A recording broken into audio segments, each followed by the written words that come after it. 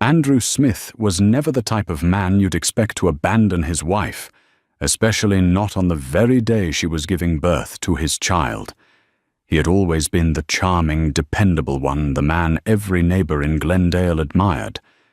But hidden beneath the surface was a secret that would upend more than one life. While Jessica labored alone in a sterile hospital room, Andrew was elsewhere, exchanging vows with his mistress. In that moment, he believed he was chasing true happiness. Little did he know that 3 years later, regret would strike harder than he could have ever imagined. Andrew Smith grew up in a tight-knit family on the outskirts of Glendale, California. His parents, Richard and Monique Smith, were known in their neighborhood for their unwavering devotion to one another. They had weathered life's storms, financial troubles, his mother's illness, and the struggles of raising 3 children without ever letting their bond break. Andrew was the middle child, neither the high-achieving eldest like his brother Marcus, nor the gentle artistic youngest like his sister Abigail. But if anyone were to ask, Andrew was the most driven. He had big dreams of becoming an entrepreneur, owning a chain of successful coffee shops, and perhaps settling into a comfortable life surrounded by friends and family. He met Jessica Perez while attending Glendale Community College. Jessica was studying early childhood education, determined to become a teacher. She was the kind of woman who cared deeply, not just for children, but for every person she encountered. Her warmth attracted Andrew from the start, and within weeks they had become inseparable. Jessica's friends teased that she was drawn to Andrew's ambition and quick wit, while Andrew's siblings noted how Jessica's calm demeanor tempered his restless spirit. 2 years into their relationship, they got married in a small ceremony at Jessica's grandparents' ranch in Santa Clarita. Their union was the picture of young love, pure optimistic, and buoyed by big plans for the future. Andrew had just opened his first coffee shop, Glendale Grounds, a modest storefront, but bustling with potential. Jessica found a job at a local preschool, shaping young minds by day and supporting Andrew's dreams at night. For the first few years, they were blissfully unaware of the cracks forming beneath the surface. Andrew's relentless drive led him to expand Glendale Grounds. Soon he had 2, then 3 locations. He was often away working long hours, traveling to find new coffee suppliers or attending seminars. Jessica's teaching schedule was also rigorous, but she always made time for date nights and quiet moments, trying to keep the flame alive. Yet with each new coffee shop, Andrew drifted further. He started missing dinner more frequently. Jessica felt his absence acutely, but she never truly believed it could be anything more than the stress of a growing business. Little did either of them know a single chance meeting in his flagship store would begin to unravel their once happy union. Cynthia Mills was a freelance marketing consultant and an undeniable force of nature. She had moved to Glendale just months prior, attracted by the city's blossoming business scene. Cynthia was known for her polished presentations, cunning strategies, and a confidence that was utterly magnetic. If Cynthia wanted something, she typically found a way to get it. The day Andrew and Cynthia met was unremarkable at first glance. Cynthia strolled into Glendale Grounds' flagship location with a laptop under her arm. She ordered a double espresso and settled into a corner table, preparing to work on a proposal for another client. Andrew happened to be there going through paperwork, observing baristas, and chatting with regulars.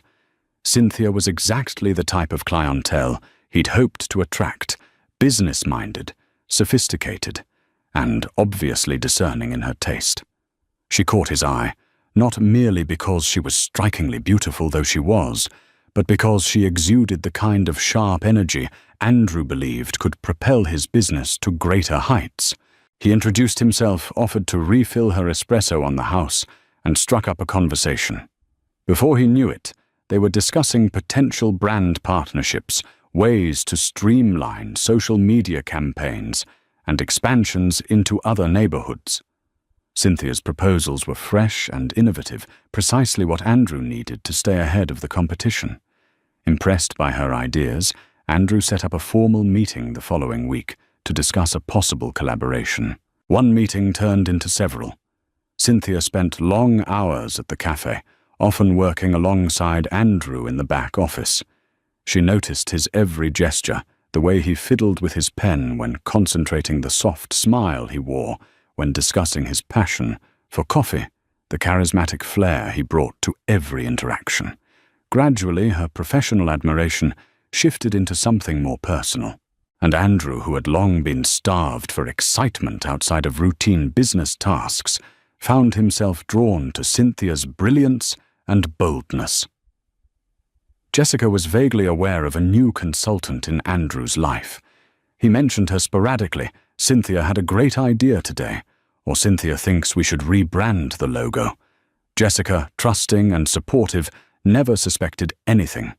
She remained confident in her husband's loyalty and saw Cynthia purely as a boon to Andrew's business. But with each late-night strategy session and business trip, the lines between professional collaboration and personal intrigue blurred.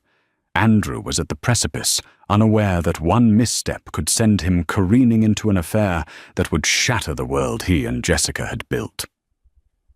Things took a sharp turn on a trip to San Francisco, where Andrew and Cynthia attended a coffee and marketing convention. Jessica couldn't accompany him. Her teaching responsibilities were demanding, and she was in the early stages of pregnancy. Delighted by the news of becoming a father, Andrew was initially conflicted about traveling at such a crucial time, but Jessica encouraged him to go and grow his business. "This is a once-in-a-lifetime event," she said, stroking her belly. "You have to do what you can to make Glendale Grounds a success." In San Francisco, Andrew and Cynthia's professional rapport escalated into something undeniably personal. After a long day of presentations and networking, they found themselves at the hotel bar savoring a glass of wine. Talk of marketing and coffee beans gave way to deeper conversations about fears, ambitions, and regrets. Cynthia confided that she'd been in a string of unfulfilling relationships and was tired of men who lacked vision. Andrew admitted he often felt lonely, despite being surrounded by employees and customers. He talked about Jessica's pregnancy with pride, but also confessed to feeling anxious about the looming responsibilities. One glass of wine led to another, and the tension between them crackled like static in the air. When Andrew escorted Cynthia back to her hotel room, he lingered at the door a moment too long. That was all the invitation Cynthia needed. A fleeting moment of weakness culminated in a passionate night that neither could deny nor undo. The following morning, Andrew was overcome by guilt and panic. Cynthia attempted to reassure him that they could keep their affair discreet. But Andrew found himself trapped between two worlds, the loyal husband about to become a father, and the ambitious entrepreneur enthralled by a woman who sparked excitement in his otherwise predictable routine. He convinced himself that this was a one-time lapse in judgment, a mistake he would bury deep. When he returned to Glendale, Andrew promised himself to break things off with Cynthia and refocus on Jessica and the upcoming baby. Yet, as any forbidden romance tends to do, the allure only grew stronger. Back home, Cynthia continued working closely with Andrew, and the emotional tie they had forged wouldn't simply disappear.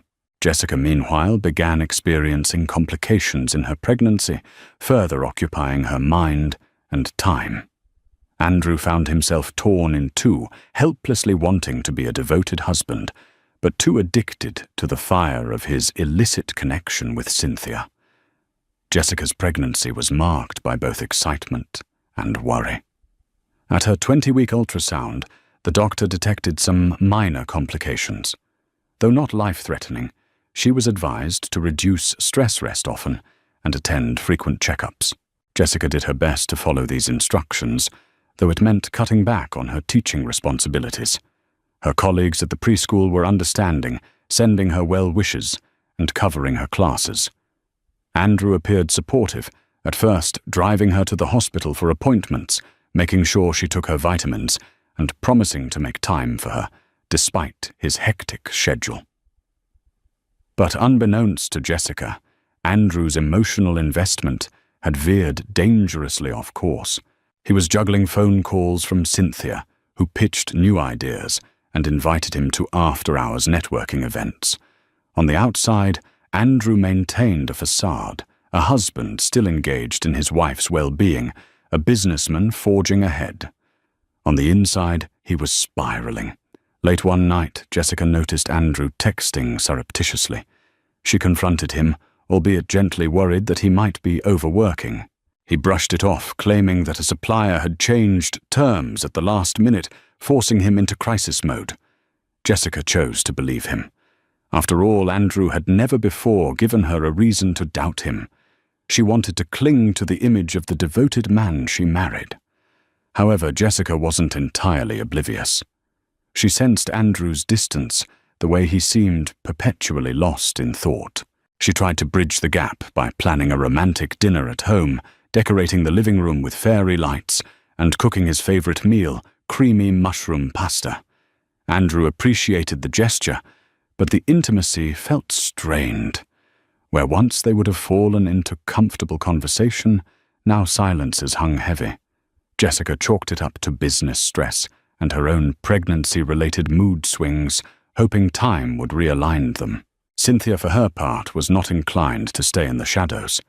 Initially, she told Andrew she was content with secrecy, but as her feelings deepened, so did her aspirations.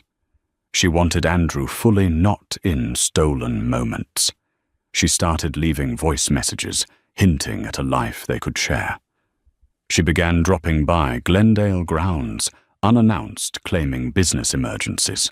Slowly she planted herself in Andrew's world, making it impossible for him to avoid her or hide her presence from prying eyes. With each day, the weight of Andrew's deception grew heavier, even as Jessica's due date grew closer. The delicate balance he thought he could maintain was teetering dangerously, one misstep away from collapsing and crushing everything in its path. As Jessica entered her final trimester, her health became increasingly fragile. Doctors' visits became weekly routines. She was ordered to spend more time on bed rest, limiting her mobility. During this period, Andrew tried to be more present, yet every moment of solace Jessica found in Andrew's support was counterbalanced by the haunting sense that his mind was elsewhere. In the midst of this tension, Glendale Grounds was about to open its fourth branch, a massive milestone for Andrew's business. Local media, including the Glendale Register, planned to cover the grand opening, raising the cafe's profile in the community. Jessica wanted to celebrate Andrew's success. She urged him to invite friends, family, and staff to a soft launch party. Despite her limited mobility, she coordinated with Andrew's sister Abigail to decorate the new location. She even crafted handwritten invitations for the staff, praising their hard work. Cynthia was of course involved in every aspect of the marketing campaign for the new branch. Jessica and Cynthia finally met briefly at the soft launch. Cynthia appeared graceful, poised, and every bit the professional marketing consultant. Jessica thanked her for all the contributions she'd made to Andrew's venture. Cynthia smiled politely, exchanging pleasantries, but internally seethed with envy at Jessica's rightful place beside Andrew. Meanwhile, Andrew, feeling trapped between the two women, found it difficult to hide his anxiety. Complicating matters further, Andrew's parents, Richard and Monique, stopped by the new cafe. Richard pulled Andrew aside, noticing his son's strained expression. "You all right, son?" he asked, genuine concern in his eyes. Andrew forced a smile, insisting everything was fine. Monique fussed over Jessica, offering to help with the pregnancy in any way she could. Andrew felt pangs of shame. He remembered how his parents had stood by each other, through thick and thin, their unwavering devotion, a beacon for him growing up. Here he was, their son, betraying that same devotion with each secret text message and clandestine encounter. The soft launch, while a public success, only amplified Andrew's private turmoil.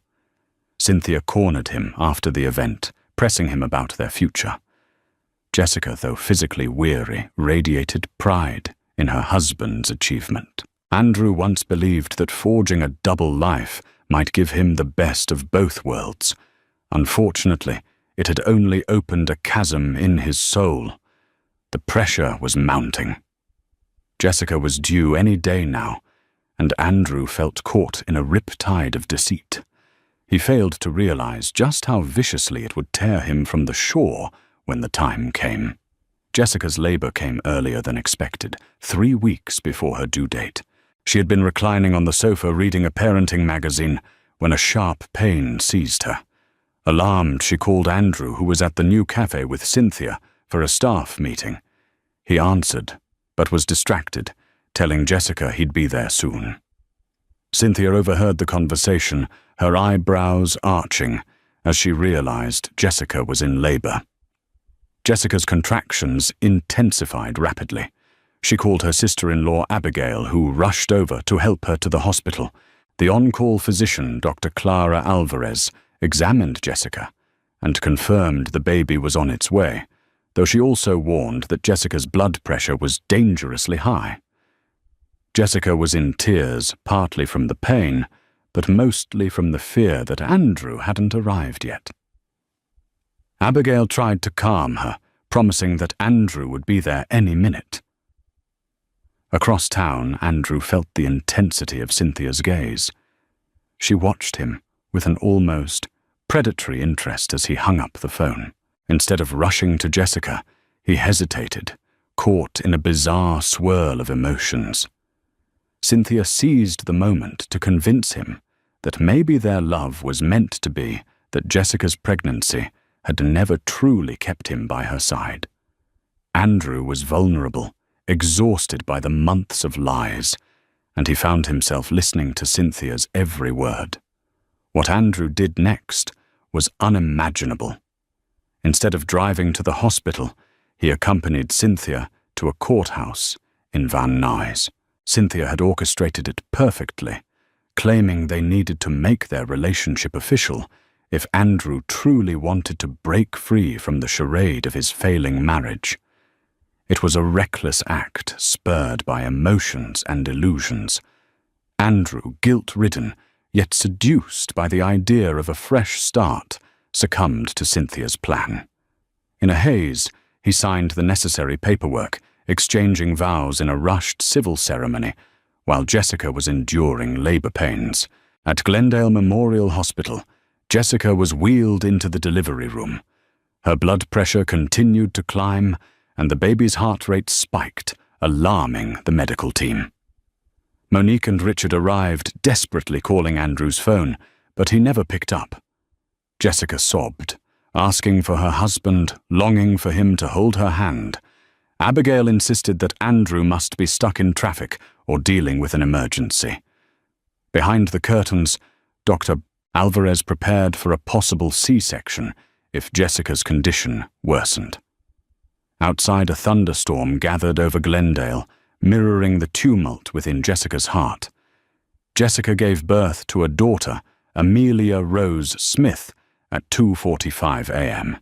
The medical team managed to stabilize Jessica's blood pressure, and after a tense few hours, both mother and baby were safe.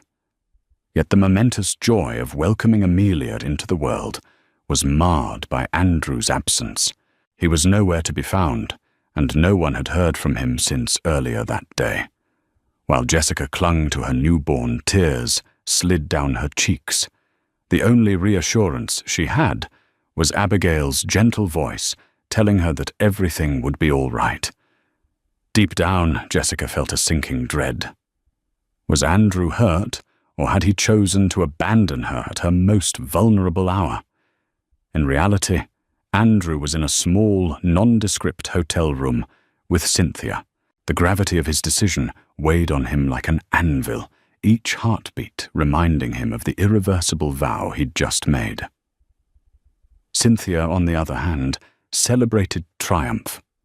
She interpreted Andrew's impulsive compliance as proof of his undying affection, ignoring the guilt plainly etched on his face.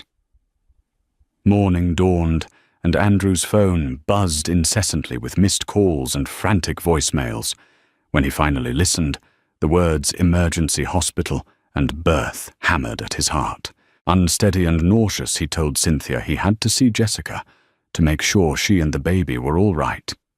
Cynthia tried to stall him, insisting that seeing Jessica now would compromise their newly minted marriage certificate. But Andrew couldn't ignore the fact that a tiny human, his daughter, had come into the world without him. By the time Andrew arrived at Glendale Memorial, Jessica was awake and painfully aware of his betrayal. Rumors had spread. Staff whispered about a tearful father missing in action. Jessica's sister, Abigail, confronted Andrew in the hallway, practically hissing, "Where were you?" Jessica nearly lost her life. Andrew mumbled an excuse about legal complications at the cafe, but Abigail wasn't buying it. Even Andrew's parents looked on him with disbelief and disappointment. Andrew entered Jessica's room cautiously. She lay there pale and exhausted, holding Amelia protectively against her chest. Jessica looked up at him, tears in her eyes, and asked why Andrew had no coherent answer. He simply stood there, overwhelmed by regret, by the tiny bundle in Jessica's arms, by the knowledge that he had just done something that might rip apart everything he once held dear. In that moment, a single thought crystallized in Andrew's mind: the life he had chosen would not be easy to live with. The hospital room was dimly lit, cast in soft yellow light, the scent of antiseptic still lingering in the air. Jessica lay in bed, pale and exhausted, her newborn daughter swaddled gently in her arms. Amelia's tiny chest rose and fell against her mother's heartbeat, oblivious to the chaos that had unfolded outside the womb. Jessica's arms trembled slightly, not from weakness, but from emotional overload. Her lips were chapped, her cheeks tear-streaked. The nurses moved quietly around her, avoiding questions they had no answers to. There was only one question that mattered to Jessica, now the one that clung to every breath. Where was Andrew? He hadn't come. He hadn't even called. And despite her attempts to convince herself that something must have happened, an accident, a family emergency, anything, a cold and terrifying truth began to settle in her bones. He had chosen not to be there. 3 days later, Jessica was discharged, but she didn't go home. Instead, Richard and Monique Andrews' parents insisted she come stay with them. "You shouldn't be alone right now," Monique had said, placing a warm hand on Jessica's shoulder. "Not with a newborn. Not after this." Jessica had nodded, silently grateful, and broken in equal measure. Their house, once filled with laughter, from Sunday brunches and baby name debates, was now wrapped in an awkward, suffocating quiet. Jessica did her best to keep to herself, tending to Amelia's every need with near-obsessive precision, feeding, changing, rocking her to sleep, repeating the cycle. She found solace in the rhythm of motherhood, even if her own heart was in pieces.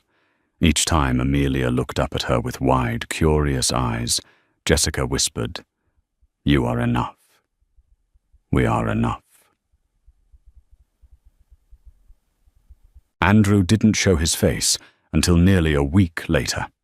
He arrived at the front door of his parents' home, disheveled and gaunt, holding a small bouquet of tulips and an oversized teddy bear. Monique opened the door and said nothing. She simply stepped aside, allowing her son to walk into the lion's den of his own making. Jessica was in the living room, nursing Amelia under a soft blanket. When she saw him, her entire body stiffened. He stood there frozen. "I'm sorry," he said. Jessica didn't respond. Her eyes were fixed on Amelia, her jaw clenched so tightly it ached. I know I should have been there. Everything got out of control. Her voice came out like a whisper, sharp and laced with pain. You weren't just not there, Andrew. You were with her. You married her. The silence that followed felt heavier than grief. I didn't plan it, Andrew muttered. It was a mistake. I didn't know what I was doing. Jessica's head snapped up. Her voice rose for the first time in days. You made vows, Andrew. Vows to me. To us. And then you made more vows while I was screaming in a hospital bed, giving birth to your daughter, alone. Andrew's lip trembled. I didn't think no, she snapped. You didn't. You never thought about me. Or her. She stood still, holding Amelia close, and moved past him. The bouquet dropped from Andrew's hand, hitting the floor like a symbol of something wilted long before it ever bloomed. That night, Andrew stayed outside in his car for hours. Inside, Monique and Richard sat in the kitchen staring into mugs of untouched tea. Richard finally spoke. He's our son.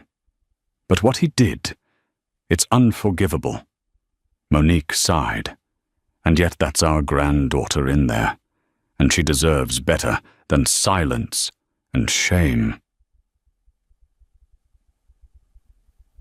Days passed, then weeks. Andrew began visiting more often, not as a partner, but as a fractured man grasping at fatherhood. He held Amelia cautiously, as though afraid she'd sense the weight of his sins. Jessica never left the room. She watched him like a hawk, not out of jealousy or possessiveness, but from a deep-seated need to protect her daughter from any more lies. Eventually, Andrew confessed. He told her about the courthouse, about the rushed vows, about Cynthia's manipulation, but he didn't tell the whole truth. He left out how willingly he'd followed Cynthia to that courthouse, how willingly he had signed that paper. He painted himself as confused, as swept up, as pressured. Jessica saw through it. You weren't confused, she said bitterly. You were selfish. You saw a shiny new life, and you ran toward it. You left me bleeding and scared so you could chase a fantasy. Andrew's shoulders sagged under the weight of her words. You're right. But I want to fix it. You can't fix this, Andrew, she replied coldly. You can't unmake that choice. Then came Cynthia's retaliation. When Andrew began mentioning annulment, Cynthia refused. She threatened legal action. She claimed she was pregnant. She demanded financial support. And she made one thing clear: she would not be erased. Andrew was now legally married to Cynthia and trapped. Jessica, stuck in legal limbo, couldn't even call herself a divorced woman. Technically, she was still married to a man who now belonged, at least on paper, to someone else. The weight of it all became unbearable. Maria urged Jessica to lawyer up. Abigail offered to help with court filings. Even Monique, once silent, told Jessica, "You deserve peace no matter what it takes." And amid all this, Amelia began to smile for the first time. Jessica wept that day, not because of joy, but because she finally realized how much she'd been holding in. Her daughter was growing. Time was moving. And Jessica, she had a choice to make. She could stay tangled in Andrew's chaos, or she could begin building a life where she was no longer collateral damage, but the foundation of something new. A few months later, Jessica resumed a semblance of normalcy for Amelia's sake. She moved out of her in-laws' home and into a small apartment near her old preschool. With the help of her sister-in-law, Abigail, she began piecing together a new life. She returned to part-time, teaching her colleagues, offering a supportive embrace during her darkest hours. Everyone in Glendale had heard the gossip Andrew Smith had married his mistress while his wife was giving birth. The story circulated in hushed tones at church gatherings, local cafes ironically, including Glendale grounds, and at the preschool playground. Andrew found himself at odds with Cynthia more frequently than he could have anticipated. Their marriage, born of secrecy and impulsivity, lacked a foundation of trust or genuine companionship. Cynthia wanted Andrew's undivided attention, but his guilt pulled him toward Amelia. He tried to be present in Amelia's life, scheduling visits, under the watchful eye of Jessica's disapproving family. Every time he held his daughter, an ache stabbed his heart, reminding him of the home and love he had forsaken. This was not the fresh start he'd imagined. It was a tangled web of regret and half-truths. As Jessica adjusted to single motherhood, she found unexpected solace in therapy sessions offered through her school's counseling program. Talking to a professional helped her process her heartbreak, anger, and lingering doubts. She admitted she still loved Andrew, or at least the man he used to be, but she couldn't reconcile that memory with the person he'd become. Could she ever forgive him? That question loomed without a clear answer. One day, Jessica received an unexpected visitor at her apartment, Marcus Andrews' older brother. Known for his no-nonsense demeanor, Marcus delivered a blunt assessment. He believed Andrew had fallen under Cynthia's manipulative spell. Yet he also observed that Andrew was an adult who had knowingly walked into that relationship. Marcus wanted Jessica to be informed about the legal complexities. He offered to help her find a lawyer to clarify custody arrangements and child support. Andrew, he said, could not dodge his parental responsibilities, even if he was entangled in another marriage. Jessica appreciated the gesture, though it pained her that everything now had to be formalized in legal documents. Through all this, Amelia's presence was the one shining light. The baby giggled, learned to roll over, grabbed at Jessica's fingers and cooed with a pure love that transcended adult betrayals. Jessica clung to that innocence, determined to protect her daughter from the storm Andrew had unleashed. As the first year of Amelia's life unfolded, Andrew's internal conflict intensified. He had tried to negotiate an annulment with Cynthia, but she stonewalled him, demanding a large financial settlement. Cynthia had grown more possessive, possibly realizing that the rush of victory from winning Andrew was fleeting if he remained emotionally distant. Desperate, Andrew sought the counsel of a divorce attorney, Joseph Brandt, who laid out the grim possibilities. Since Andrew and Cynthia had legally married, dissolving the union would be costly and complicated. Given that Cynthia was not simply walking away, the matter could drag on for years if contested. Andrew's mind spun at the prospect. Glendale grounds, though profitable, might not withstand a legal war. And then there was Jessica and Amelia. He wanted to be there for them, to provide a comfortable life for his daughter. But each passing day felt like the walls were closing in. Meanwhile, Jessica grew stronger in her independence. She threw herself into teaching with Amelia as her primary motivation. The more she focused on her own life, the clearer it became that Andrew's choices were out of her control. Though she felt pangs of love and sorrow, she knew a future with him now came with heavy baggage named Cynthia. Cynthia, unrelenting, tried to mold Andrew into a trophy husband. She insisted he attend galas, marketing seminars, and social events that she organized. She wanted to showcase her success. Look, I have the most sought-after entrepreneur in Glendale by my side, but Andrew's heart wasn't in it. He would plaster on a polite smile for photographs, while silently yearning to be reading bedtime stories to Amelia or checking on Jessica's well-being. One evening, Andrew decided to slip away from a networking event to drive by Jessica's apartment. As he parked outside, he saw the soft glow of lamplight through the window. Inside, Jessica was cradling Amelia, singing a lullaby. Andrew felt an almost physical pain, an overwhelming wave of regret and sorrow. He realized that in chasing a reckless fantasy, he had lost the chance to be a father to his daughter in all those little day-to-day ways that truly mattered. That night, Andrew didn't step out of his car. He just watched quietly, tears threatening to spill. He realized that no matter what legal or financial battles lay ahead, he would need to do something drastic to rectify or at least mitigate the damage he had done. The question was, how much was he willing to sacrifice to make things right? It began with a phone call. Jessica had just returned from the grocery store, balancing a squirming Amelia on one hip and a bag of produce on the other, when her phone rang. The caller ID was unfamiliar, Elena Collins, it read. Jessica hesitated for a beat before answering. Ms. Perez, the voice on the other end, was smooth, almost apologetic. I'm Elena Collins from the Glendale Register.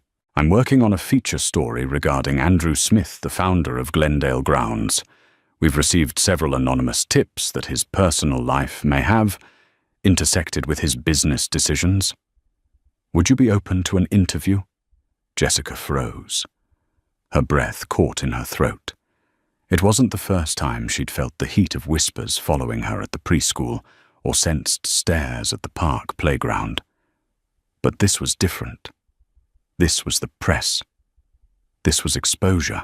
I'm sorry, I'm not interested, she said, her voice clipped but polite. Please don't call me again. Jessica hung up and stared at the floor, her heart pounding. Her daughter clung to her, sensing her mother's tension. She kissed Amelia's forehead and whispered, "It's okay, baby. We're okay." But they weren't. The next day, the headline exploded across the internet.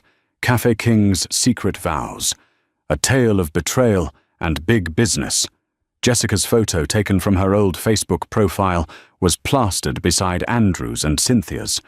The article was filled with speculation, anonymous sources, and just enough truth to make it impossible to ignore. It detailed Andrew's courthouse wedding, on the day Jessica gave birth, the existence of Cynthia in Glendale Grounds operations, and even claimed that Cynthia was now pregnant with Andrew's second child. Jessica sat at her kitchen table, the newspaper trembling in her hands. Her coffee had gone cold. Her heart felt as if it had been ripped from her chest and laid bare for the entire town to dissect. The shame, the humiliation, it all came crashing down. At the preschool, parents gave her sympathetic looks, cloaked in curiosity. At the grocery store, strangers whispered behind aisle displays. Jessica did her best to hold her head high, but inside she was unraveling. She felt stripped of her privacy dignity and the little stability she had built over the last year. Later that week, Maria, her outspoken cousin, burst into Jessica's apartment. "You have to respond," Maria said, throwing the newspaper on the counter. "You can't let her control the narrative. You can't let people think you were the problem." "I don't care what they think," Jessica whispered, staring blankly at the window. "I care about Amelia." Maria's voice softened. "And Amelia will grow up Googling her parents one day. Do you want her to find this and think you were silent because you had something to be ashamed of?" Jessica blinked back tears. "I was in labor. He was marrying someone else. What else is there to say?" Meanwhile, Andrew was spiraling. Glendale Grounds had started to suffer. Once a local darling of artisanal charm and community pride, the cafes were now haunted by the scandal. Long-time customers boycotted the stores. Business partners pulled out of potential collaborations. His inbox was flooded with emails, some cruel, some disappointed, a few supportive but all overwhelming. In private, Andrew seethed, not at Jessica, not even at the media.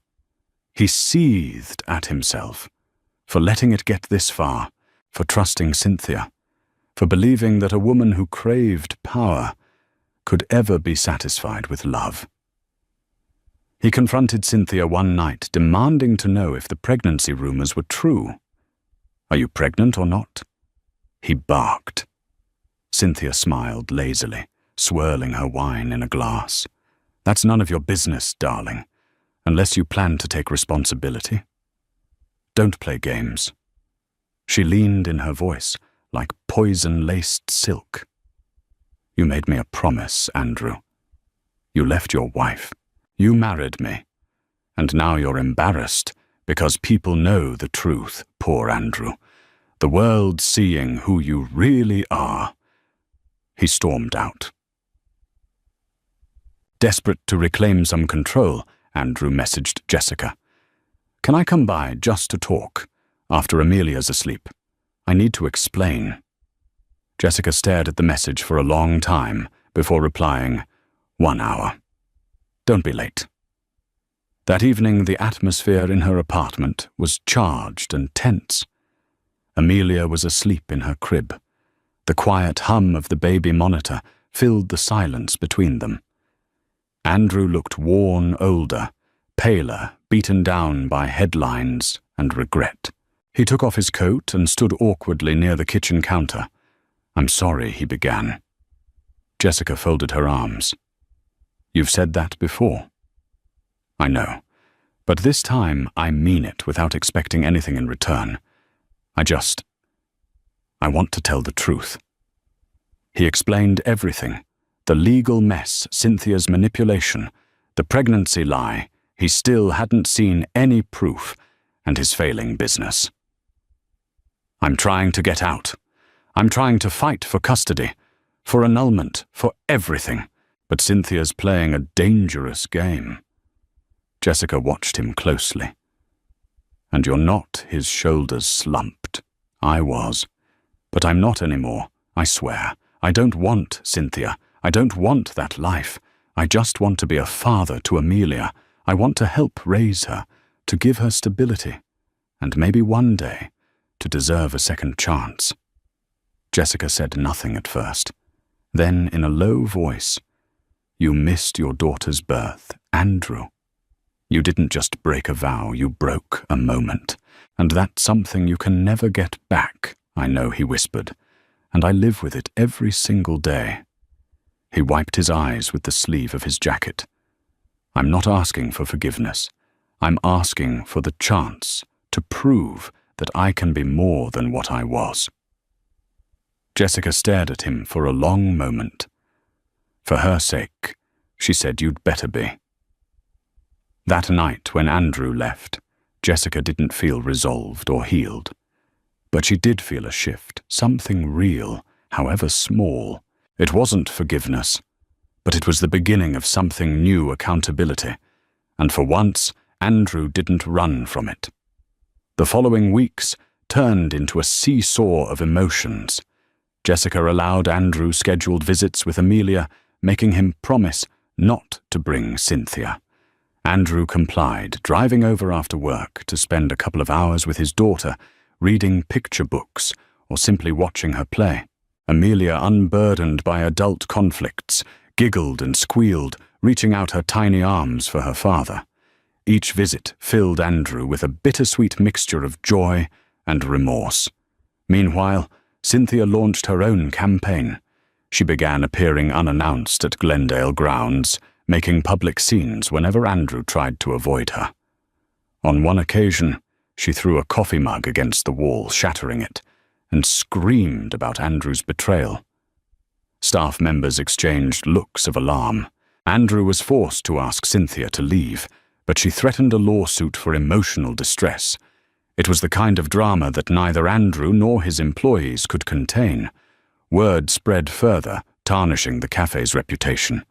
In a desperate attempt at damage control, Andrew considered selling Glendale grounds entirely, or at least transferring ownership to remove himself from the public eye. Yet something in him resisted, letting go of the dream he had poured so much effort into. That dream, after all, had once been shared by Jessica. He wasn't ready to abandon it, not unless there was no other choice. Simultaneously, Jessica faced her own set of dilemmas. She had found a new sense of self after Andrew's betrayal, an independence that, while painful, was also empowering. The question lingered, did she want Andrew back in her life, beyond his role as Amelia's father? Could she love him again? Did she even want to friends? And family weighed in most urging caution. Jessica's cousin Maria told her not to risk her heart again. Abigail, torn by loyalty to both her brother and Jessica, simply said she would support any decision Jessica made. Despite the well-intentioned counsel, Jessica knew the choice was ultimately hers alone. One late evening, after putting Amelia to bed, Jessica scrolled through old photos on her phone, pictures of her and Andrew during their college days, smiling in front of Glendale grounds, first storefront arms wrapped around each other. Tears stung her eyes. It was amazing how quickly a life could change, how swiftly a dream could become a nightmare.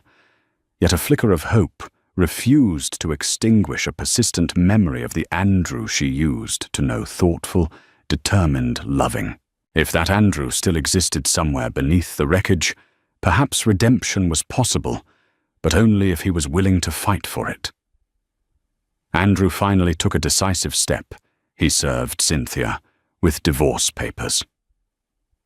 The day he handed them to her in the Glendale grounds office, she burst into a violent rage, knocking over a display of coffee bags and hurling a stream of curses his way. Cynthia vowed to destroy Andrew's reputation, to drag him through the courts, and to take every penny he had. Andrew steeled himself, knowing it could get ugly, but he also felt a sense of relief for having chosen a path, no matter how perilous.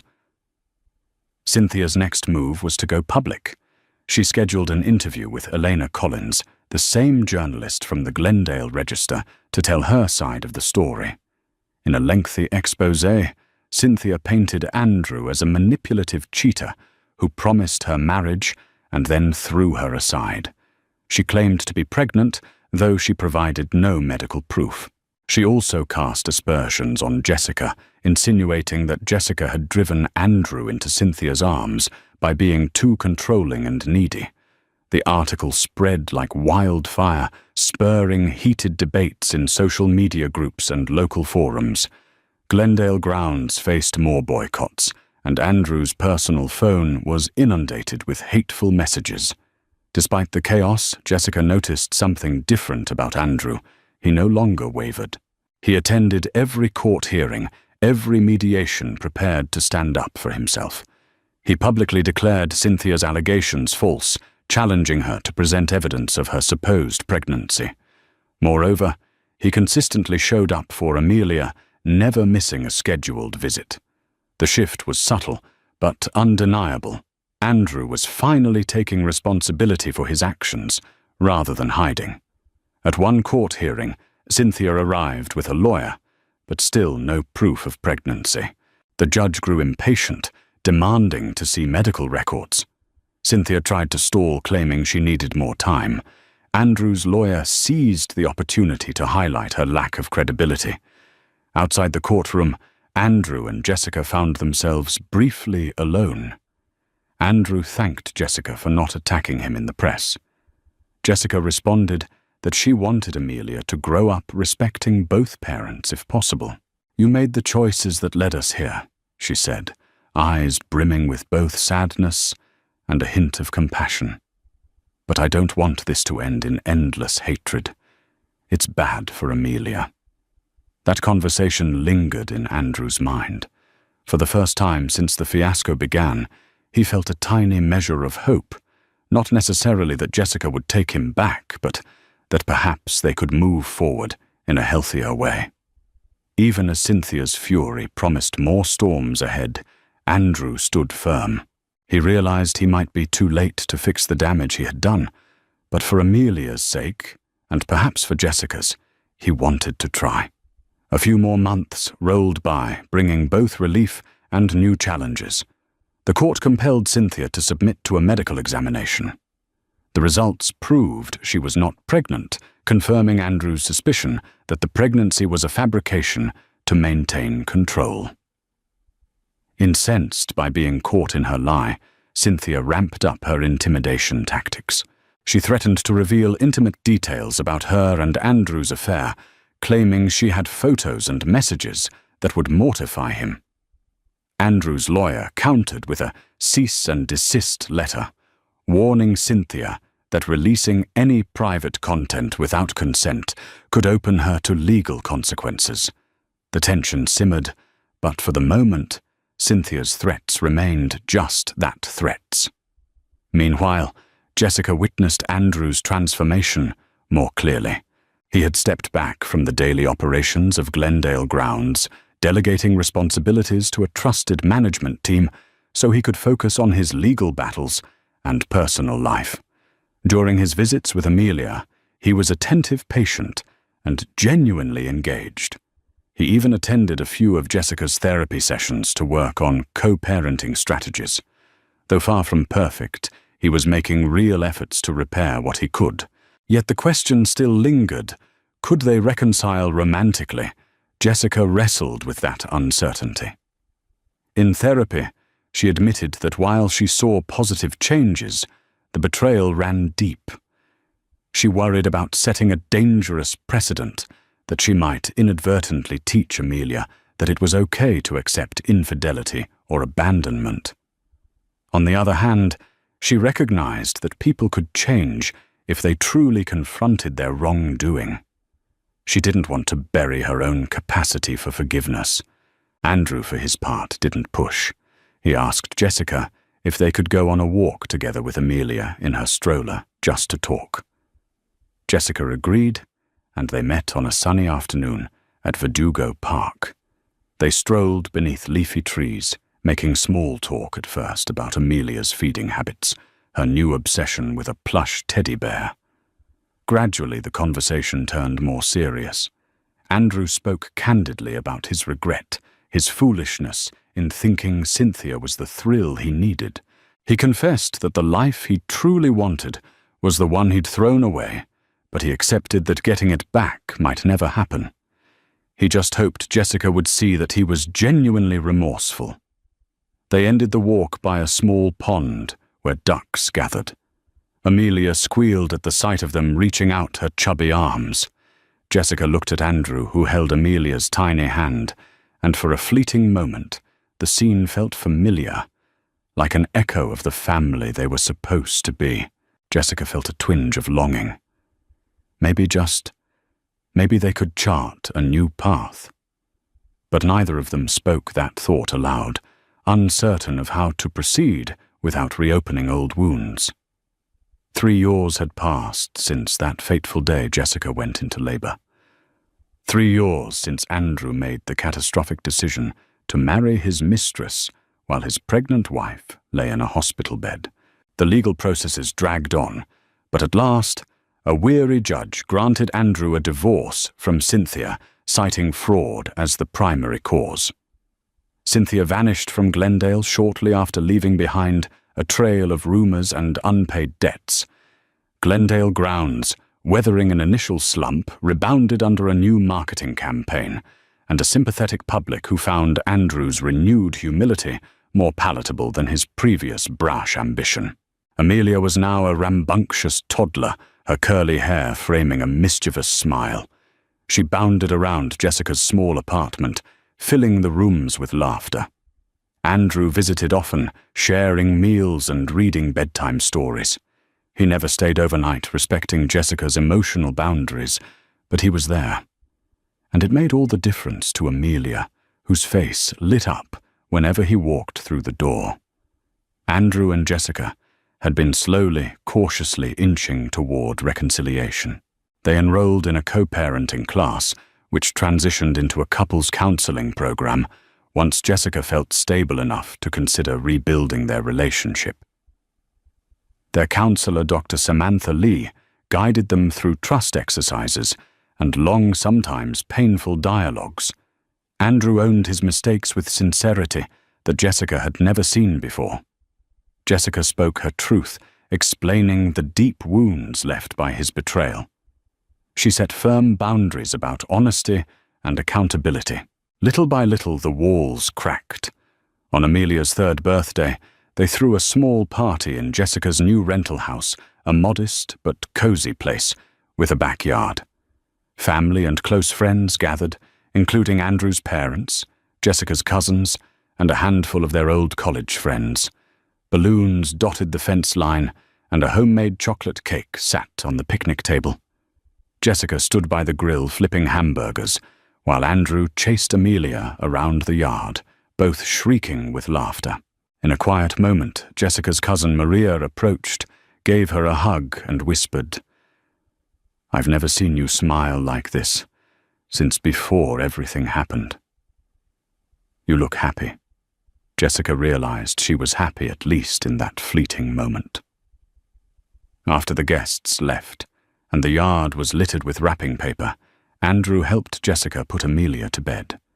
They read her a new storybook about a family of bears who lose their way and find each other again. Amelia nodded off her little fist wrapped around Andrew's finger. Jessica and Andrew stood there, watching their daughter sleep, the moonlight casting a soft glow on Amelia's rosy cheeks. Andrew turned to Jessica, tears brimming in his eyes. "I'm so sorry," he said, voice trembling. "For everything." In that quiet moment, Jessica placed her hand gently on his cheek. She didn't say the words, "I forgive you," because forgiveness was an ongoing journey. But the gesture was enough to let Andrew know that at last there was a path forward. A path that involved acknowledging the past while daring to hope for a better future together. Though 3 years had already passed since the day Andrew married his mistress, the full weight of his regret would linger well beyond that timeline. Each milestone, Amelia's first words, her first steps, her first day of preschool, reminded him of the moments he nearly forfeited. He often lay awake at night, tormented by vivid memories of Jessica in that hospital bed, crying out for him, while he was somewhere else, exchanging vows that meant nothing but heartbreak. However, life, in its strange mercy, granted him a second chance. Andrew used it to become the father and partner he should have been all along. He poured his energy not just into Glendale grounds, but also into rebuilding the trust he had squandered with Jessica. Slowly, they found their way back to affection. It wasn't like the youthful honeymoon phase they once shared. It was more measured, scarred by pain, but underpinned by a deeper, steadier love forged through hard-earned lessons. Even so, regret was Andrew's daily companion. Some days, it was a dull ache, a reminder of his frailty. On other days, it flared painfully, especially whenever he saw Jessica quietly wipe away tears, triggered by a stray thought of that dark time. But in facing that regret, head-on, in never forgetting it, Andrew found a compass that guided him to be better. Because true redemption, he learned, demands that you remember why you needed it in the first place. Thank you for joining us on this emotional journey of betrayal, regret, and the fragile hope for redemption. Andrew's story serves as a stark reminder that the choices we make, especially in moments of weakness, can carry consequences that ripple through many lives. Yet it also shows that with honesty, determination, and a willingness to face the past, it's sometimes possible to rebuild what was broken. Jessica's story proves that strength and compassion can coexist, and that setting boundaries doesn't mean shutting the door to healing. If you found value in this story, please give this video a like, share your thoughts in the comments, and consider subscribing to our channel. Your support helps us continue to explore real-life dramas and lessons that resonate with the human experience. Together, we can learn from these stories and find hope in the hardest of circumstances. Mistress stabbed pregnant wife in rage, but she never expected what the millionaire did next. An echo of thunder rattled the tall windows that night, hinting at the storm of revelations waiting to unfold. Little did anyone know that behind the ornate gates of the Carter estate lurked a jealousy more lethal than lightning. With the city's elite gathered for a lavish soiree, the stage was set for a betrayal so shocking it would unearth carefully guarded secrets and shatter the illusions of a perfect marriage. Hidden in the shadows, one woman's rage was about to descend upon an unsuspecting victim, forging a path of vengeance and heartbreak that no one could have predicted tonight. In the affluent neighborhood of Glendale Heights, the Carter estate stood as a symbol of both opulence and an unattainable dream. Its tall gates, surrounded by perfectly trimmed hedges, beckoned visitors into a world ruled by lavish soirees, polished marble floors, and gleaming chandeliers. For years, James Carter, a millionaire born into generational wealth, maintained an enviable reputation among the city's elite. People whispered about his business acumen, his philanthropic efforts, and the marriage that seemed too perfect to be true. James's wife, Emily Carter, was pregnant with their first child.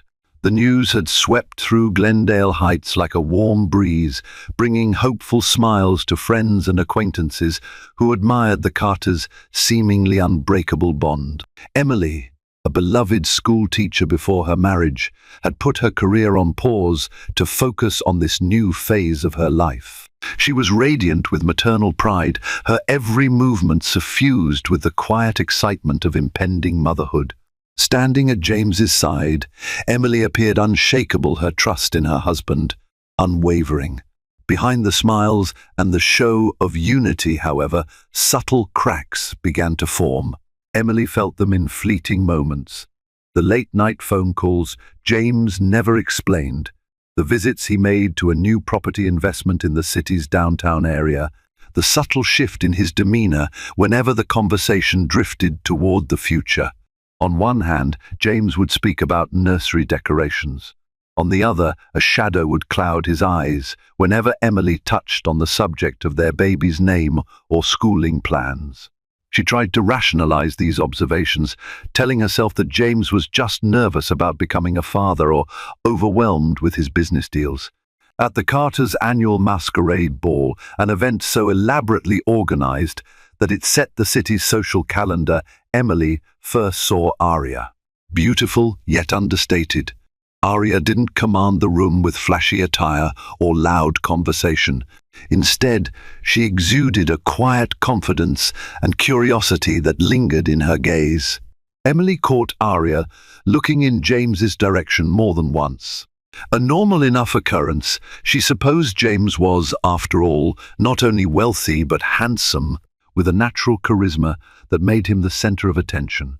Yet something in Aria's expression was far from friendly admiration. It was as if she was silently claiming possession of the man Emily believed was hers alone. The days passed uneventfully after that fateful ball, but Emily found herself ruminating on Aria's face, the depth of her stare, and the unsettling sense that Aria had intentionally drifted into the Carter orbit. She confided in her oldest friend, Lauren Thompson, a nurse who had known the couple since their college days.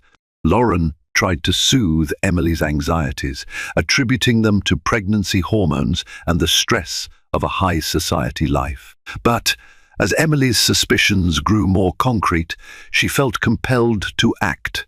Late one evening, while James was showering after a long day at work, Emily gathered the courage to scroll through his text messages, a boundary she never thought she would cross. Her heart pounded so violently that she worried the sound might echo through the marble corridors. Despite James's typical caution, he must have made a mistake. A series of texts glowed on the screen from a contact labeled A.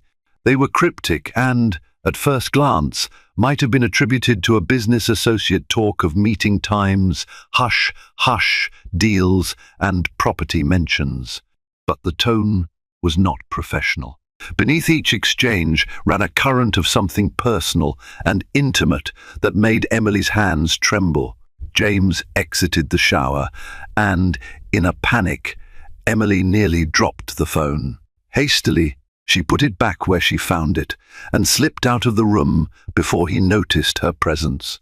Deep down, she already knew that the A in James's phone stood for Aria. That single piece of knowledge was the first fissure in the veneer of Emily's perfect life, one that threatened to shatter everything she believed in. Emily tried to confront James about the messages a week later, but her courage faltered the moment he breezed through the front door, exuding exhaustion and a vague sense of irritation.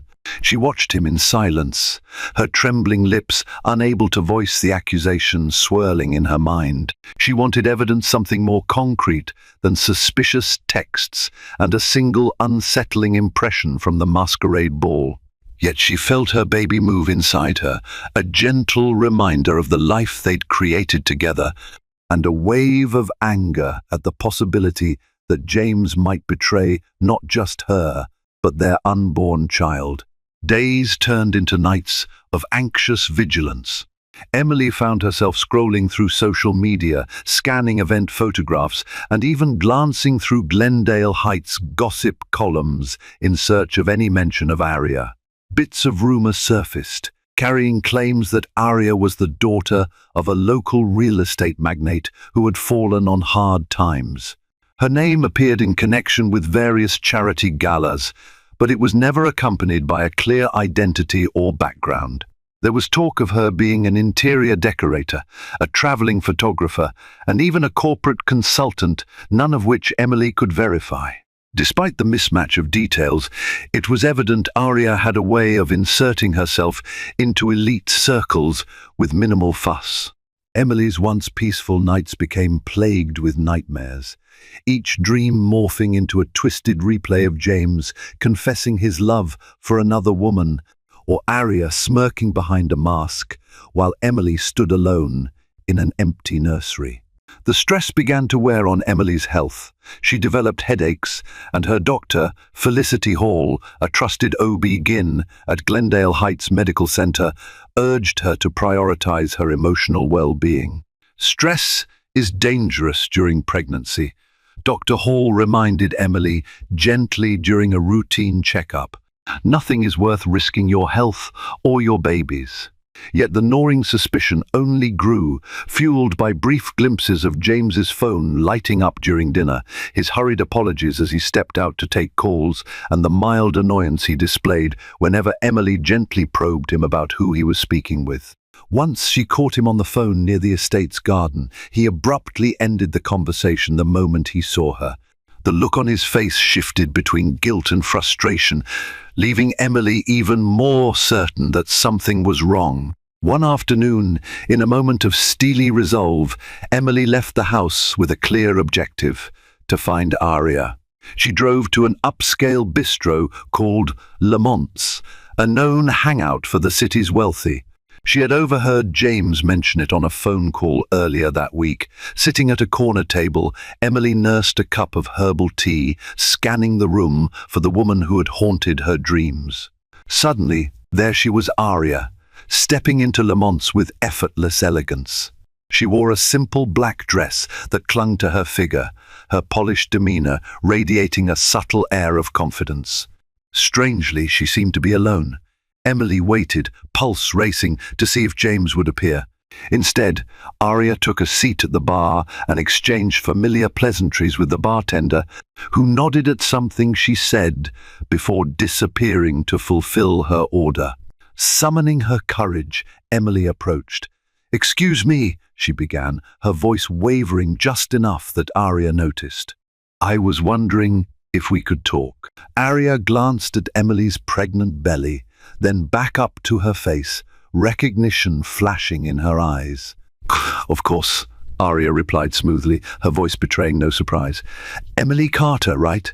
The fact that Aria already knew her name was a jolt to Emily's system. She wondered if it signaled that Aria had been preparing for this confrontation. Taking a seat beside her, Emily tried to sound calm. "I've seen you at events. I just wanted to introduce myself and maybe ask you about something." "I can't quite place." Aria's lips curled in a slight smile. "I only attend a handful of events, but I recall the Carter Masquerade Ball. You have a beautiful home." That observation, so politely stated, flamed Emily's insecurities. She took a breath, glancing at Arya's manicured hands, the flawless makeup, and the subtle yet unquestionably expensive jewelry. The resentment that had built up within Emily threatened to erupt, but she fought for composure, reminding herself that she needed the truth before she gave in to fury. "You're being so formal," Emily said quietly, "but I have to ask, do you know my husband, James Carter?" The question hung in the air, and time seemed to slow. Arya took a sip of the cocktail placed before her, a practiced movement that gave her a moment to choose her words. "We've crossed paths," she said at last, strictly in a business context. Emily's instinct screamed that Arya was lying. She saw it in the brief hesitation, the flicker in Arya's eyes. Yet, as if mocking Emily's attempt at confrontation, Arya maintained a front of cordial detachment. Pushing further, Emily pressed. "And that business would be?" A flicker of annoyance crossed Arya's face. "You should ask your husband if you have questions, Mrs. Carter. He would know best how to explain it." Her tone remained polite, yet it carried a note of veiled challenge. The tension between them was unbearable. Emily could feel her heart pounding in her ears, the very air thick with unspoken accusations. Struggling to keep her composure, she quickly apologized and left, unsettled by the encounter. Every fiber of her being wanted to scream at Arya, to accuse her of being the reason James was pulling away. But in that carefully curated social environment, Emily found herself immobilized by the rules of politeness and public decorum. Driving home, she was plagued by questions. Had she just made a fool of herself? If Arya truly was involved in a legitimate business arrangement with James, what right did Emily have to barge in on that conversation? Yet her instincts told her otherwise. She vowed that if Arya was indeed James's mistress, Emily would protect her marriage and unborn child, no matter the cost. Emily's suspicions were confirmed one fateful evening when James claimed he had to work late at the office. Certain that he was lying, Emily decided to follow him. She drove discreetly behind James's car until it stopped at a swanky downtown apartment complex. From a distance, she watched him enter the building. Anxious, she waited in her car until he emerged an hour later with none other than Arya on his arm. He leaned in to whisper something that made her laugh, and a knife of betrayal tore through Emily's chest. Emily wanted to fling open the car door and confront them, but a paralyzing shock and heartbreak kept her rooted to her seat. She felt tears burn her eyes as her husband gently guided Arya to a parked sports car. The moment they disappeared into the night, Emily broke into anguished sobs. Doubt and delusions were no longer possible. Reality had slapped her in the face. Her marriage was not the fairy tale she had believed it to be. She was a wife scorned, pregnant with a child whose father was stepping into another woman's arms. The drive home was a blur of tears, anger, and confusion. That night, Emily could barely sleep. Her mind replayed the image of James and Arya together on an endless loop. The next morning, she confronted James with unwavering resolve. Her voice trembled with fury as she demanded he explain himself. At first, James tried to dodge her accusations, claiming that Arya was an investor in one of his startup projects, someone who required delicate handling because of her family's complicated finances. Emily refused to be placated by corporate jargon or half-baked excuses. "I followed you," she finally admitted, her voice shaking. "I saw you with her. Tell me the truth or pack your bags." James's expression crumbled. He sank onto the couch in the living room, pressing his hands to his face. For a moment, Emily thought she saw genuine remorse in his eyes. He confessed to meeting Arya for business, but admitted that their relationship had grown intimate. "It was a mistake," he insisted. "I got swept up, and she was there, offering support at a time I was overwhelmed with everything: your pregnancy, the expansions, the looming deadlines. I never meant for it to go this far." Shaking with anger, Emily demanded to know if his affair was ongoing. James hesitated, which was all the answer she needed. The betrayal settled over her like a leaden blanket. Everything felt shattered, her trust, her sense of security, the bright future she had imagined for their soon-to-be-born child. James pleaded with Emily to give him time to fix things, but it was painfully clear that he was flailing between guilt for hurting Emily and an undeniable pull toward Arya. Over the next week, Emily oscillated between sobbing rages and moments of cold detachment. She refused to share a bed with James, choosing instead to sleep in the guest room. Feeling isolated, she reached out to her friend Lauren, who arrived at the estate and was horrified by Emily's deteriorating emotional state. Lauren urged James to stay away while she helped Emily pack a small bag. If Emily couldn't find peace under the same roof as her unfaithful husband, then it might be best for her to spend a few days at Lauren's apartment to gather her thoughts. Emily relented, craving a moment of clarity away from the opulent yet suffocating corridors of the Carter home. She tearfully told James she needed space, that she needed to protect herself and their child from the toxicity that his betrayal had unleashed. As Emily settled into Lauren's modest but cozy apartment, she wrestled with the question that plagued her the most. Should she try to salvage her marriage for the sake of her baby, or should she leave James altogether and face life as a single mother? Each day brought fresh waves of doubt. But one thing was certain: Emily was determined to confront Arya directly and make it clear that she would not allow this betrayal to go unnoticed or unpunished. Emily's opportunity came when she returned to the Carter estate to retrieve some personal belongings she'd left behind. The household staff informed her that James had gone out and wouldn't return until late. No sooner had Emily stepped upstairs to the master bedroom than she heard the front door open and close. Expecting one of the maids, she paid it little mind until she heard a woman's voice calling out James's name. Tensing, Emily peered over the railing and saw Arya standing in the foyer, wearing a sleek coat and carrying what looked like an overnight bag. The brazenness of the act stunned Emily. Not only was Arya intruding on her marital home, but she apparently believed she had every right to do so. Fury roiled in Emily's gut. She made her way downstairs, determined to expel the intruder.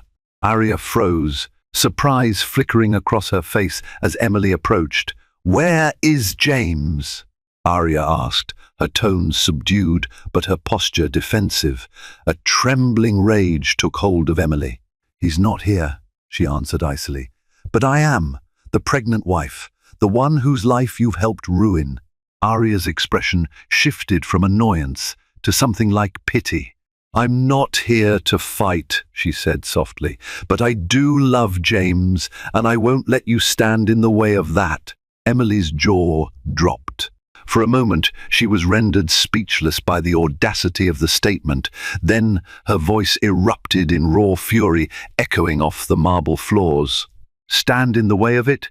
He's my husband. That child I'm carrying is his child. You're the one who shouldn't even be here." Their argument escalated rapidly. Accusations flew like daggers, each woman blaming the other for the ugly, complicated predicament. Arya insisted that James had promised to leave Emily, that he had fallen out of love with her long before the affair began. Emily, in turn, berated Arya for preying on a vulnerable man who was going through a stressful time, for seducing a married man, and undermining a future family's happiness. In the midst of this chaotic exchange, Arya's composure snapped. Her face twisted with anger as she launched into a tirade about how Emily had everything: wealth, social standing, and now a child. Arya had been born into privilege, yes, but her family had lost most of its fortune years ago. She was fighting tooth and nail to keep herself afloat in the world she believed was rightfully hers. James, she argued, was the only person who truly understood her desperation and ambition. Emily shook with hurt and fury. She thought about all the nights she had envisioned the life she and James would build, raising a child, supporting each other's dreams, growing old together. Now, all those hopes lay in tatters. She'd had enough. "Get out," she hissed, pointing toward the door. "Get out of my house and my marriage." Arya's eyes flashed with a savage kind of triumph. "This might be your house for now," she said, "but don't forget James invited me here. He wants me here." Before Emily could respond, Arya turned on her heel and marched toward the door, her heels clicking against the polished floor. That single confrontation felt like a watershed moment, one in which Emily realized that Arya wouldn't just evaporate from their lives. She was deeply entangled with James, and short of legal measures, Emily saw no clear path to remove her. Torn between despair and rage, Emily sank to her knees, letting out a broken sob that echoed through the corridors of the Carter estate. Emily retreated once more to Lauren's apartment, where she spent days locked in internal debates about how to salvage or end her marriage. James called repeatedly, leaving messages that ranged from tearful apologies to angry demands that she return home. At times, Lauren took the phone and warned James to stay away until Emily had made a decision. One afternoon, Emily found an envelope slipped under Lauren's door. Inside was a letter from Arya. The note was brief, but dripping with arrogance. "Emily, I wanted to apologize if my words seemed harsh. The last time we spoke, the truth is that James has grown distant from you, and we're building something that fulfills him in a way you never could. I know how it feels to be desperate, so I extend my sympathy. But remember, no relationship stays the same forever." Emily stared at the letter for a long time, her fingers trembling. That anyone could be so cruel made her stomach churn with nausea and fury. It was as if Arya was taunting her, daring her to admit defeat. Later that evening, Emily's phone buzzed with a text from James. "I'm sorry. Let's talk. Meet me at Glendale Heights Park tomorrow at noon." Her immediate reaction was anger, but a part of her needed closure or at least clarity. She owed it to herself and her unborn child to see if James could be honest. The next day, Emily arrived at the park. She spotted James sitting on a bench near the lake, staring at the water with a troubled expression. For a brief moment, she remembered the man she had fallen in love with, the one who had once brought her to this exact spot to propose under the glow of fairy lights. Now, the distance between them felt immeasurable. Without preamble, Emily approached. "What do you want?" she asked, refusing to soften her tone. James turned, and she saw that he looked haggard, with dark circles under his eyes. "I want to fix this," he began. "I want my child to grow up with two parents who love them. I know I made a mistake, a huge mistake, but I'm willing to do whatever it takes." Emily's anger flared. "You're willing to do whatever it takes? How about ending your relationship with Arya?" James hesitated, his silence speaking volumes. The wind rustled the autumn leaves around them, filling the emptiness of that pause with nature's whispered accusations. Finally, he said, "I don't know if I can just let her go. I'm conflicted." Emily could almost hear her heart splinter. "You're choosing to be conflicted over your wife and child? You're actually debating whether you should leave the woman you had an affair with." James raked a hand through his hair, frustration evident. "It's not that simple, Emily. You have everything. Arya doesn't. She's—" Emily interrupted him, voice trembling with disbelief. "Are you hearing yourself?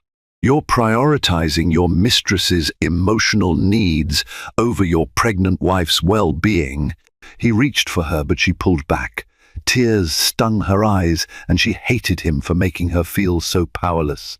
"I'm done," she managed to choke out. "If you can't choose us, then I'll make the choice for you." She turned on her heel and left, ignoring his calls for her to wait. She felt that any moment she lingered would only deepen the pain. Despite her brave words, that night was one of the hardest of Emily's life. She collapsed into sobs, comforted only by Lauren's unwavering support. What haunted her most was the sense of looming danger. Arya's note echoed in her mind, a grim reminder that Arya was not content to remain quietly in the background.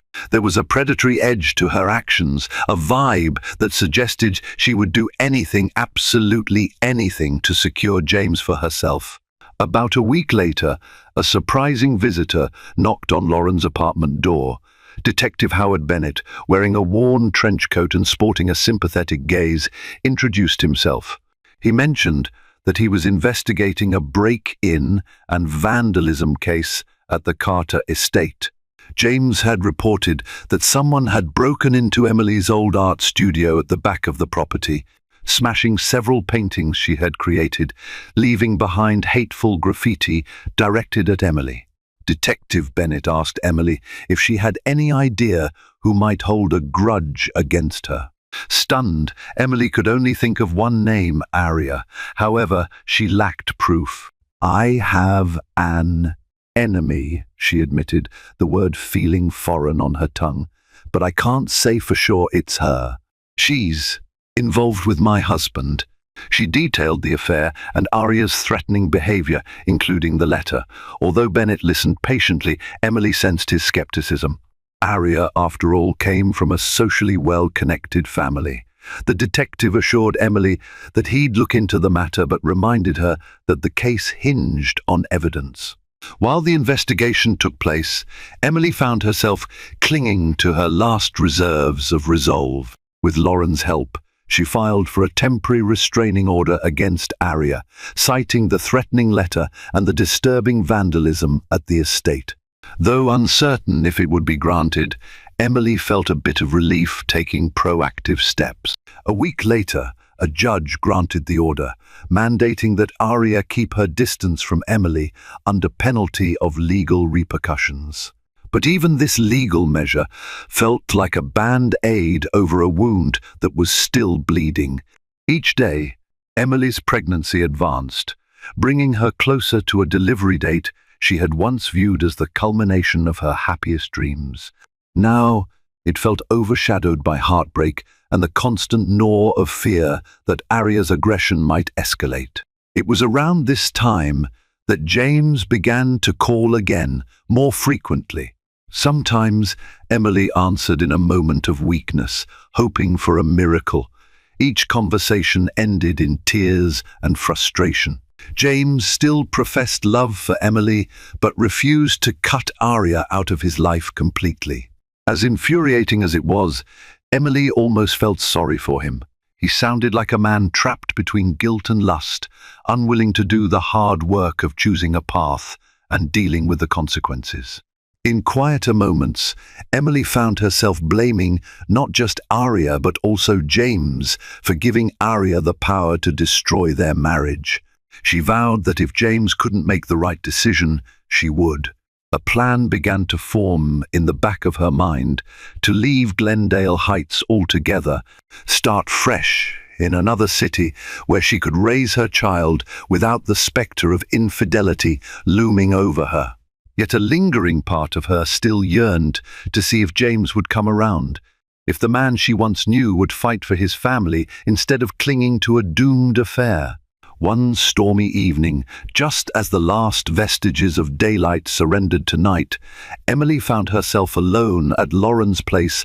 Lauren had gone to cover a double shift at the hospital. The wind howled outside, lightning flickering across the apartment's windows. Emily tried to distract herself by browsing online baby items, selecting pastel-colored blankets and nursery furniture that might bring comfort in the uncertain future ahead. Suddenly, a frantic pounding rattled the door. Emily's heart leapt into her throat. She approached cautiously, peering through the peephole. To her horror, she recognized Arya. Her hair and coat were soaked from the rain, her eyes wide with a feverish intensity. Emily's first instinct was to ignore her, pretend she wasn't there. But Arya began shouting, her voice muffled by the door but still clear enough to convey desperation. "Open up, Emily. I need to talk to you. It's about James." Emily's mind whirled with conflicting emotions. Was James hurt? Did Arya have something important to say? She hesitated, acutely aware of the restraining order, but concern for James overrode her caution. She opened the door a crack, bracing her foot against it in case Arya tried to force her way in. "What do you want?" she demanded, struggling to keep her voice steady. Arya's eyes flickered to the door chain.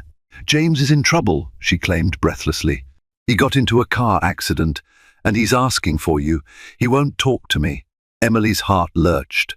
She pictured James lying in a hospital bed, calling her name in pain. Despite the anger she felt, the bond they shared was not so easily severed. "Where is he?" she asked, her voice trembling. That split second of distraction was all Arya needed. She shoved the door with surprising strength, dislodging the chain and knocking Emily backward. Startled and off balance, Emily fell to the floor.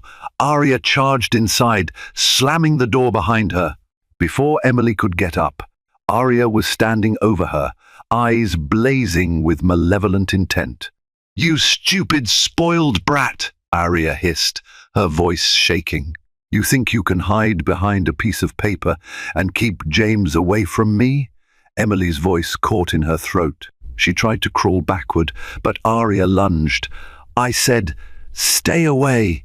Emily screamed, reaching for her phone to call for help. Arya snatched the phone, flinging it across the room where it shattered against the wall. Fury contorted Arya's features. "He's mine," she spat. "I don't care about your baby, your marriage, or your threats. Do you think that restraining order would keep me from taking what's mine?" Emily tried to calm her, but Arya was beyond reason. "You destroyed his love for me by getting pregnant," Arya continued, her voice cracking with an irrational edge. "You're the one who manipulated him, trapping him with this child." A surge of protectiveness flared in Emily, overshadowing her fear. "I didn't manipulate him," she snapped. "We were married. We wanted this baby together." Arya let out a bitter laugh. "He doesn't want it anymore." Her hand slid inside her coat. Before Emily realized what was happening, Arya pulled out a small knife, its blade gleaming in the flickering light. Emily felt her stomach twist in terror. She tried to scramble to her feet, but Arya moved with a sudden burst of violence. She swung the knife toward Emily, who instinctively raised her arm to protect her belly. A searing pain tore through Emily's arm. Gasping, she watched blood trickle down her sleeve. Summoning adrenaline-fueled strength, Emily kicked at Arya, momentarily throwing her off balance. Arya stumbled, and Emily tried to rush for the door. But Arya recovered faster than Emily expected, grabbing her by the hair and yanking her back. Emily shrieked, the sound echoing in the small apartment. "You should have stayed away!" Arya screamed, bringing the knife down again. This time, Emily twisted her body to shield her pregnant belly, taking the blow to her side. Agony radiated through her. She felt warm blood pooling, staining her clothes. Dazed and in shock, Emily collapsed to her knees, instinct screaming for her to protect her unborn child at all costs. In the background, Emily heard voices shouting from the hallway. Neighbors had heard the commotion, and someone banged on the door. "Is everything okay in there?" a muffled voice called. The door burst open under a neighbor's force, just as Arya raised the knife once more. Panicking, Arya turned and fled through another exit, a small balcony door that opened onto a narrow fire escape. As the neighbors rushed in to help, Emily clutched her belly, tears streaming down her face. She felt the baby move faintly, a relief so profound that she broke into a sob, even as pain flared mercilessly. Blood stained the floor around her, and darkness threatened to close in. Someone called an ambulance, and sirens soon pierced the night. Emily held on to consciousness with every ounce of willpower, silently begging her unborn child to stay strong. When Emily next opened her eyes, she found herself in a hospital bed, hooked to the fourth. Lauren sat beside her, clasping her hand. A surge of gratitude washed over Emily at the sight of her friend's worried but comforting presence. Dr. Felicity Hall entered, her gentle face marred by concern. "You're lucky," she said softly. "The wounds are serious, but you and the baby are stable. We had to give you a transfusion. You'll need time to heal, physically and emotionally." Emily nodded weakly, tears of relief gathering in her eyes. I was so scared," she whispered, voice shaking. She glanced down at her bandaged side and arm, wincing at the memory of Arya's blade tearing through her flesh. A uniformed police officer, accompanied by Detective Bennett, appeared at the doorway. Detective Bennett's normally stern face was suffused with sympathy as he took in Emily's condition. "Miss S. Carter," he began, "we've issued a warrant for Arya's arrest. Your neighbor's statements corroborate your account. We'll find her. Where is James?" The question slipped from Emily's lips before she realized she'd asked it. Lauren squeezed her hand, as if apologizing. Detective Bennett cleared his throat. "He's on his way here. We spoke to him. He was distraught when he heard what happened. Part of Emily wanted to see James, needed the comfort of the man she had once loved so deeply. Another part felt a cold fury at his role in enabling Arya's presence in their lives. If he had cut Arya off earlier, would they be in this situation now? A few hours later, James walked into the hospital room. He looked drawn and haggard, as if he hadn't slept in days. Guilt hung over him like a storm cloud. Emily refused to meet his gaze at first. Instead, she stared at the sterile white walls, replaying the harrowing events in her mind. "I'm so sorry," James croaked, his voice heavy. "I never thought Arya would do something like this." Emily swallowed hard, her voice trembling with a mixture of pain and anger. "But she did. Because of you, James. Because you couldn't let her go."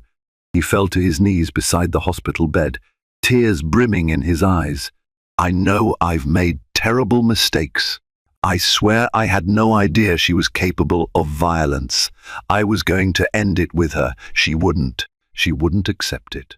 Emily closed her eyes, feeling drained beyond measure. "I don't know how to trust you anymore. She tried to kill me, James. She tried to kill our baby." He bowed his head. "I'll do anything," he murmured, voice cracking. "Anything to make this right." But the damage was done. Emily felt a profound emptiness, an unbearable weight of betrayal, fear, and heartbreak. She knew she wasn't ready to forgive. The stabbing had ripped open not just her body, but the illusions she had harbored about her marriage. As James hunched over in remorse, Emily felt only a hollow ache, uncertain if time or love could ever mend what was now broken. Arya was apprehended 2 days later at a motel just outside Glendale Heights. The story of the millionaire's pregnant wife stabbed by the mistress spread through local media like wildfire. Gossip columns feasted on every salacious detail, painting Arya as an unhinged gold digger who targeted James Carter for his wealth and influence. Overnight, Arya's social standing disintegrated. Her old acquaintances, upon hearing the news, distanced themselves in record time. Detective Bennett led the investigation with a thoroughness that bordered on relentless, determined to compile airtight evidence against Arya. Security footage from Lauren's apartment complex corroborated witness accounts. Additionally, the judge had already granted Emily a restraining order. Arya had violated it in the most violent way possible, cementing the severity of her crime. Charges against Arya ranged from aggravated assault to attempted murder. Meanwhile, James tried desperately to reconcile with Emily, making daily visits to the hospital until she was discharged. He offered to hire the best private security to protect her. He suggested therapy sessions, tearfully insisting that he realized now what he stood to lose. Yet, each time Emily saw him, she was reminded of the depth of his betrayal. While she appreciated his sudden concern, the emotional wounds ran too deep to be soothed by belated guilt. The day Emily left the hospital, an unexpected development arose. Arya claimed in a statement to the police that she was pregnant, too allegedly with James's child. Word spread like wildfire, fueling speculation and scandal across Glendale Heights. Overnight, the narrative shifted. Tabloids salivated over the possibility of dueling pregnant women, each carrying the child of a wealthy millionaire. Aria's accusations were deemed questionable, especially given her mental instability, but the claim alone was enough to stir up drama. Shaken, Emily confronted James about the possibility that Aria might be telling the truth. He looked equally troubled, swearing that he had always been careful with Aria, that he didn't believe she was pregnant. But the seeds of doubt were planted. The thought that Emily might share a child with a sibling born out of this violent, toxic affair was almost too much to bear. Even Lauren, who despised James for his role in the entire tragedy, advised Emily to confirm or refute Aria's claim. "You need to know," she said gently, "for your own peace of mind." Emily agreed, and James volunteered to arrange for a paternity test if Aria would consent. In the meantime, Emily tried to stay focused on her own recovery, attending prenatal checkups where Dr. Hall reassured her that, though her injuries were serious, her baby remained healthy and strong. As the trial date loomed for Aria, Emily found herself in a swirl of conflicting emotions. Part of her wanted to see Aria locked away for good, ensuring her child would be safe from further harm. Another part remained haunted by pity for a woman so consumed by desperation and obsession that she had thrown her life away. Worst of all, a quiet corner of Emily's mind acknowledged the role James played in fueling the entire catastrophe. If he had been honest, if he had ended his affair before it escalated, none of this might have happened. The day of Aria's preliminary hearing arrived with the usual media frenzy. Photographers lined the courthouse steps, eager to capture shots of the pregnant victim, the accused mistress, and the millionaire husband caught in the crossfire. Emily, wearing a long-sleeved blouse to hide her healing wounds, walked into the courtroom flanked by Lauren and a private security guard James had insisted on hiring. Aria entered in handcuffs, her once glamorous demeanor replaced by hollow cheeks and a hardened glare. She did not look pregnant, but the mere possibility hung in the air like a dark cloud. She locked eyes with Emily, an undercurrent of hatred seething beneath her surface composure. During the hearing, the prosecution presented their evidence, highlighting Aria's repeated violations of boundaries, her threatening letter, and the brutal attack at Lauren's apartment. Aria's defense attorney tried to paint her as a woman driven to emotional extremes by James's manipulation, claiming he had made grand promises of divorce and a new life, only to renege when Emily's pregnancy complicated matters. The defense further alleged that Emily had provoked Aria, cornering her into a state of violent desperation. The turning point came when Detective Bennett took the stand, meticulously detailing how the crime scene evidence contradicted Aria's claims of self-defense. Neighbors testified to hearing Emily scream for help, describing the violent break-in. The judge ruled in favor of proceeding to trial, and Aria was remanded to custody without bail, given the severity of the charges. Outside the courtroom, Emily felt torn between relief and fear, knowing a lengthy trial lay ahead. She found no comfort in James's company, who lingered near her like a shamed dog. The final blow of the day came when Aria's lawyer leaked a document to the press, a purported sonogram that Aria claimed was hers, fueling even more speculation about her alleged pregnancy. James and Emily retreated from the ensuing chaos, heading straight home to the Carter estate for a tense discussion. Sitting in the drawing room of the Carter estate, James looked more fragile than Emily had ever seen him. Gone was the confident entrepreneur used to commanding boardrooms and social galas. In his place sat a man haunted by guilt, fear, and regret. Emily, still too weak for extended confrontations, sat quietly, waiting for him to speak. "You deserve better than this," James finally said, his voice low. "I can't undo what happened, but I want to take responsibility. I need to protect you and our child, financially, physically, and emotionally." She studied him, uncertain. "What are you saying?" James inhaled shakily. "I've spoken with my attorneys. I'm going to file for divorce. From you." Emily's eyes widened in shock, her heart pounding at the perceived betrayal. He quickly raised a hand, as though to stop her from reacting. "Not because I want to be with Arya," he clarified, "but because I've caused you enough pain, and I'm not sure I can ever regain your trust. I think you and the baby deserve a fresh start, free from my mistakes." Emily stared, her emotions a riot of betrayal, relief, and heartbreak. She didn't know how to respond. For months, she had demanded that James choose her unequivocally. Now he seemed to be doing the opposite, severing ties in a gesture that might be interpreted as noble or as cowardly, depending on one's perspective. He continued, voice trembling, "I'm transferring a substantial portion of my assets into a trust for you and the baby. You'll never have to worry about money. I know it's not enough to atone for what I've done, but it's a start. I don't expect you to forgive me or ever want me back. I just want you safe." Tears slid down Emily's cheeks. She had fantasized about leaving, about building a new life elsewhere. Yet the finality of it all, James handing her a divorce and effectively admitting he'd lost the right to be her husband, hit her harder than she had anticipated. A swirl of questions crowded her mind. Was this truly the best path forward, or was it another impulsive decision fueled by guilt? "I never wanted your money," she whispered, her voice thick with tears. "I wanted your love, your loyalty." He nodded, gaze downcast.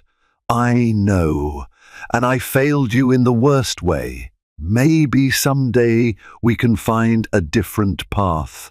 But right now, this is what I can do." In that moment, Emily felt both heartbreak and an odd sense of release. This was not the fairy tale ending she had envisioned, nor was it an easy resolution. But perhaps it was a necessary one. The illusions that once bound them had shattered. Acceptance, no matter how painful, was the only way forward. While the divorce proceedings began, Arya's criminal trial loomed. Tension simmered throughout Glendale Heights. Emily found herself in a limbo of uncertainty, focusing on her physical recovery and planning for life after the final gavel struck on her marriage. She had begun searching for a new home in another part of the state, somewhere far from the memories haunting her in Glendale Heights. About 2 weeks before the trial was set to start, shocking news rippled through the local media. Arya had lost the baby she claimed to be carrying. Speculation soared. Had she ever truly been pregnant, or had she concocted the story as a desperate ploy for sympathy? Emily felt a mix of horror and grim relief. If Arya had truly been pregnant, the loss, no matter how manipulative she had been, was tragic.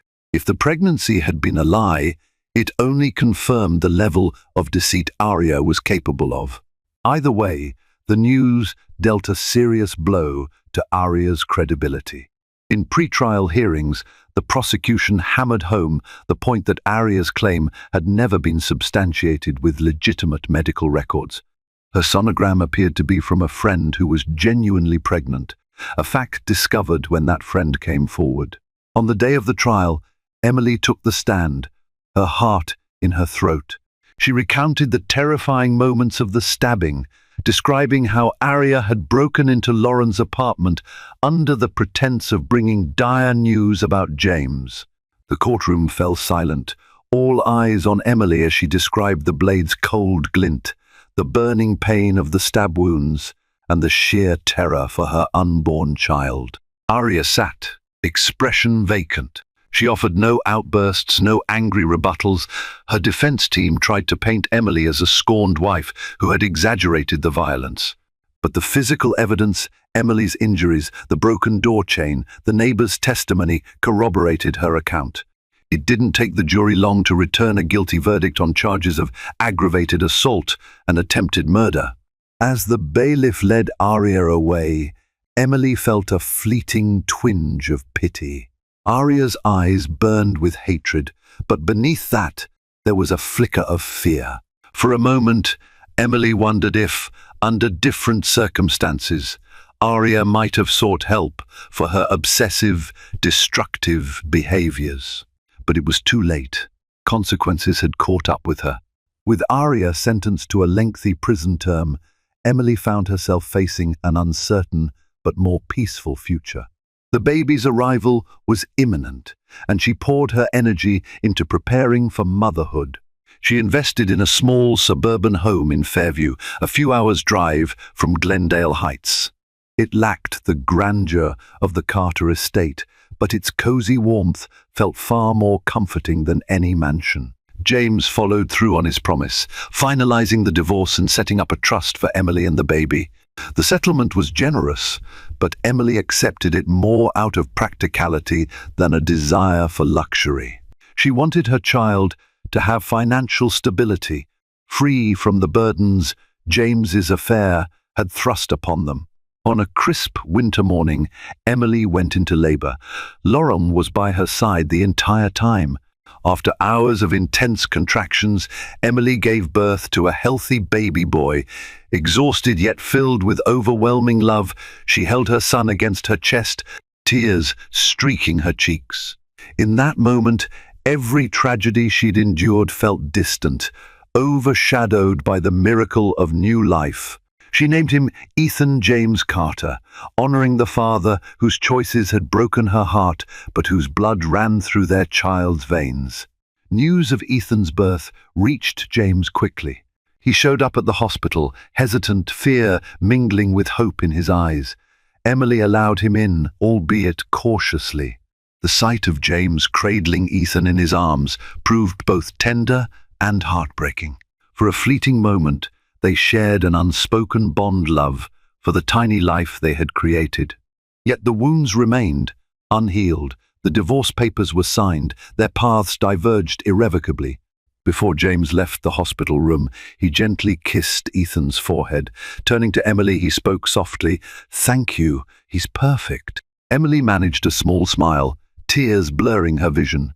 They had come full circle, in a sense. Once lovers, now near strangers, bonded only by the innocent child in their midst.